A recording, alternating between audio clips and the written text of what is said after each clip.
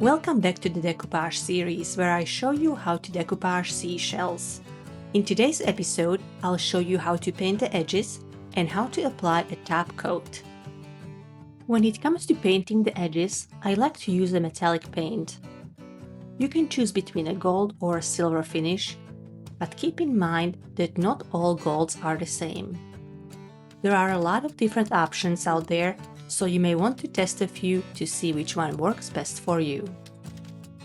My favorite is the one I'm using here. The gold is just more vibrant. When I paint the edges, I like to use an angled brush. The angled shape gives me better control and makes it easier to follow the curve of the shell. I'm going to start by painting the front of the shell first. You can paint on the edge as thick or as thin as you like.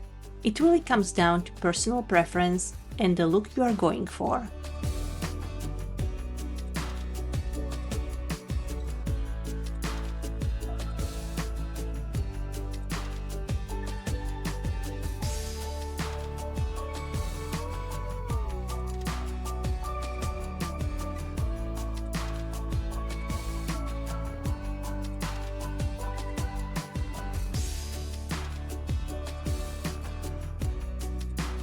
Once the first coat is applied, set it aside and let it dry completely before moving on. After the top coat has dried, I like to flip the shell over and paint it from the back side. This helps make sure the edges look nice and neat. You could paint the entire back of the shell gold, but I personally prefer to leave it natural so you can still see the beauty of the shell itself.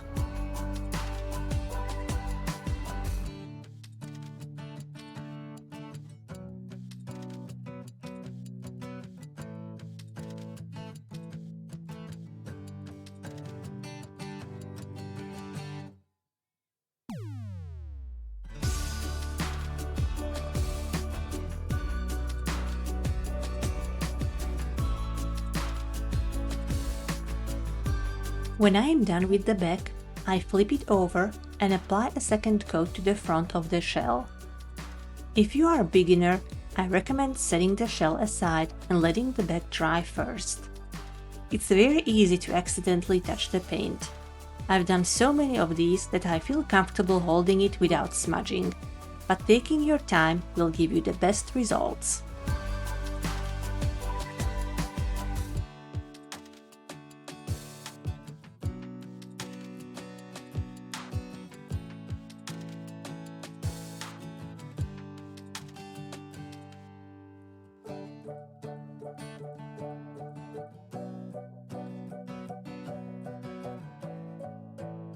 I want to show you the difference between the two gold paints I have on hand. This one has a lighter, slightly brownish tone, while the other one is more vibrant in my opinion. If you don't have a strong preference based on the look, you may want to go with a more affordable option. Another option some of you might consider is using metallic pens. They are very easy to use and make it simple to draw a nice thin line. However, I personally don't prefer them, and here is why. The tips on the pens can't reach into the little nooks and curves of the shell the same way as a brush can. They might work well for scallop shells, but for these clam shells, a brush gives much better results. We have a few different options when it comes to the top coat. For the first one, you'll need a soft brush and a glossy Mod Podge.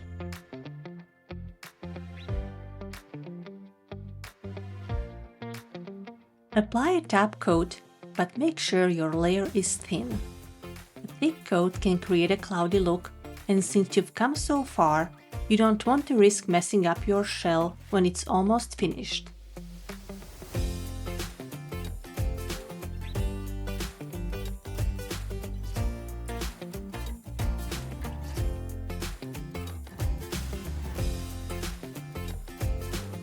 The second option is to use resin, but for that you'll need a few additional supplies. I like to use UV resin. You will need gloves because you don't want to touch the resin. I'll be using a torch, which is optional, and you'll also need a UV light to cure it. First, I'll start by adding some resin to the shell and spreading it out using a silicone brush.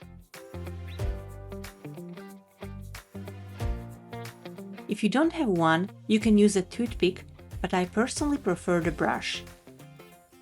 I will leave a link to all the supplies I'm using in the description box below, so you don't have to go hunting. You can easily find everything you need.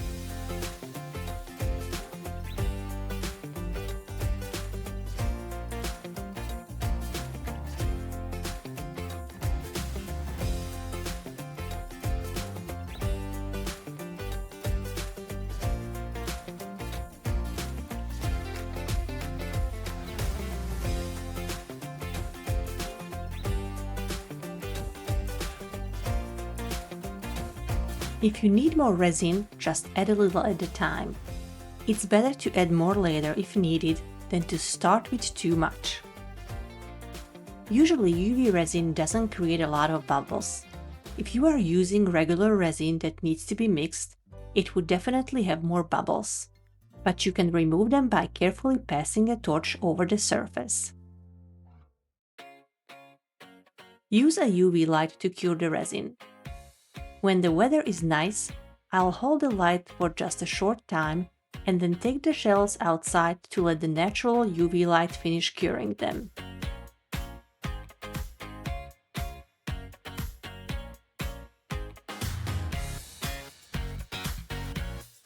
Another reason I prefer UV resin is that it cures much faster. Epoxy resin takes longer to cure, which can allow it to pool on the bottom of the shell. You can see it happening a little on this shell. It slowly accumulated as it cured. That's another reason why I like to use UV resin for shells. And here is the final result. The shell with resin is much shinier. Even though I used a glossy Mod Podge finish, the shell with Mod Podge looks a bit dull in comparison. But that doesn't mean it's not beautiful. Choose the finish that best fits your needs, style, and budget. And lastly, we'll need to add a ribbon or a twine, depending on how you want to decorate your ornament. This one will hang on my Christmas tree, so a simple piece of ribbon is all I need.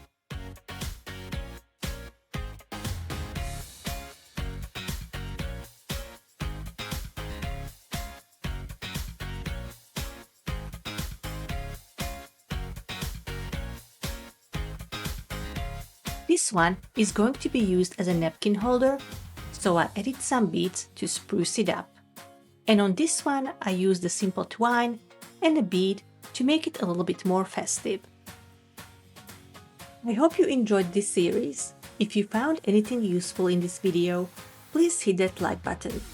To wrap up the series, I'd like to do one more episode called troubleshooting.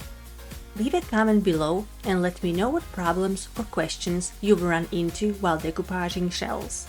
Anything you've struggled with or want tips on. That way, I can make sure the next episode helps you the most. Until next time, happy crafting!